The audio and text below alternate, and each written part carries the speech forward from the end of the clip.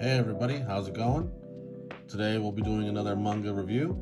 We're reviewing Easygoing Territory Defense by the Optimistical Lord. Production magic turns a nameless village into the strongest fortified city. This manga is produced by 7 Seas. The art is done by Maru Auriro. The original story is done by Sue Akaika, and the character designs are done by Kurori. Our story begins with a 30-year-old salaryman who ends up working himself to death. When he wakes up, he finds himself in an unfamiliar place. The first thing he notices is that his hands are small. He starts to think that he shrank. Looking outside the window, he realizes that he's not anywhere he recognizes when he hears a voice from the door. When a maid rushes in, yelling, "It's dangerous over there," he replies, "Right, sorry. Who are you?" The woman, obviously upset and confused, since he just turned 2 and he's speaking so smoothly, using bigger words for a 2-year-old. He thinks to himself, 2? I'm nearly 30, lady. What in the world is going on here? He remembers his past life, but also has memories of this current life that he's living. He then replies to the maid, "Your name is Till, right? And you're my maid?" She replies happily, "Yes, that's right. And my name is Vanne Frontiro, correct?" The maid, impressed, replies, "You can say your last name already? Splendid. You are a gifted child." He then goes on naming his parents and siblings as well, shocking the maid since he doesn't really get to see them very often. Later that evening, at dinner, we are introduced to his 3 older brothers, while the 3 maids fawned over him on how much different he is now. He's eating his vegetables without complaining, not making a mess. The typical 2-year-old things. Their father then starts asking each of the sons what they have planned for the day. Usually he doesn't ask Vaughn since he's so young, but today he does. Vaughn then replies that there's a lot that he doesn't know, so he was thinking about starting with national culture and history, which shocks everybody at the table. His father breaks into a laugh, and here he thought he was spoiling the last child his late wife gave birth to. But for a 2-year-old, you're magnificent. He is certain that he'll possess powerful fire magic like him and his late mother. When you turn 8, I look forward to the results of your magical attribute test.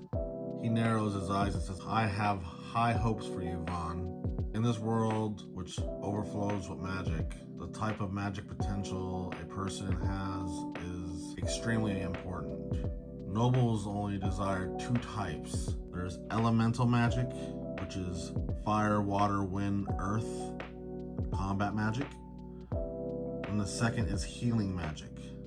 Any other type of magic is a source of shame when it comes to nobles."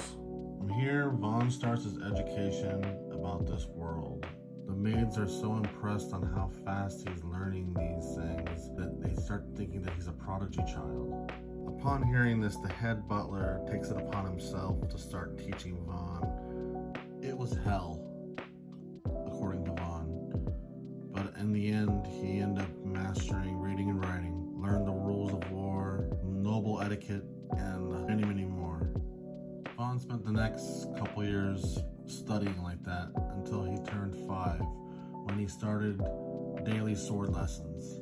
Because he took judo and karate lessons in his past life, this gave him a slight edge in this world. People started saying, "You're talented with the sword too? You really are amazing, Lord Vaughn." This got the attention of the Knight Commander. Surprised and impressed, he then avows that he would get his lessons reduced so he can study the sword more often. Vaughn appreciates this, but he says that he enjoys studying as well as the sword. So the captain then replies, "At least let me to train you at least." Vaughn thought this would be fine. But after time passed, Vaughn quickly realized that the commander is just as bad as the butler, if not worse. Between studying all the time and constantly training, he is exhausted. But despite all that, he's actually really enjoying himself, more than he actually thought he would. After 3 long years, Vaughn finally goes and takes the attribution test to see what attribute of magic does Vaughn have. This is when bad luck strikes. Vaughn has no attribute for any elemental magic. He's told that his magic attribute is production magic. Production magic creates objects. It is said to be the unluckiest form of magic anyone could have. Production magic has also been called alchemy. It uses ingredients like metal and copper to fashion items from the caster's imagination, such as a sword or an accessory. In order to do this, you must have a great deal of mana to produce even the pettiest of trinkets. Moreover, inventors and blacksmiths don't even need magical attributes. And other magicians can also make that kind of stuff as well. His father furious. Some prodigy you are. My late wife and I were both powerful fire magicians. How could we give birth to a production mage? You're the last child she gave me. His mother died in childbirth because of Vaughn's strength of mana had an adverse effect on her own. I was a fool for placing so much hope on a child with absurd talents. Vaughn, thinking to himself, this is not going to end well. His father then angrily pulls his sword. I will not allow the birth of a production mage to make a laughingstock of my noble household. Who knew my noble household would produce such a horrifying source of shame? If this is all you'll ever be, get out of my sight. When suddenly somebody yells, Father, when Mercia, the oldest brother, jumps in front of Vaughn. What do you want, Mercia? Mercia then replies, remember that one village that is so remote that no one would discover it? Why don't you send Vaughn there? He quickly explains the village is located between 2 countries that are in conflict. By having Vaughn there, it gives him an excuse to have soldiers placed there in case either country tries to invade. His father then quickly understands that by placing Vaughn there, as useless as he may be, he would be able to put a military foothold between the 2 countries at conflict. His father sheathes his sword and tells Vaughn that you will now govern that village. So pack your things and get out.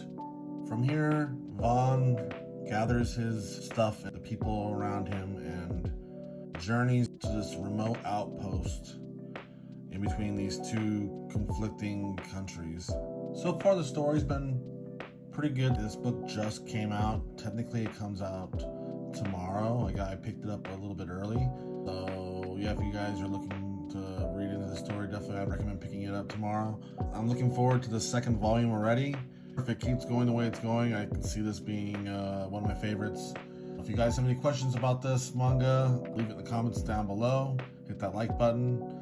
If you guys want me to review a different manga, leave it in the comments below. And I guess I will see you guys in the next one.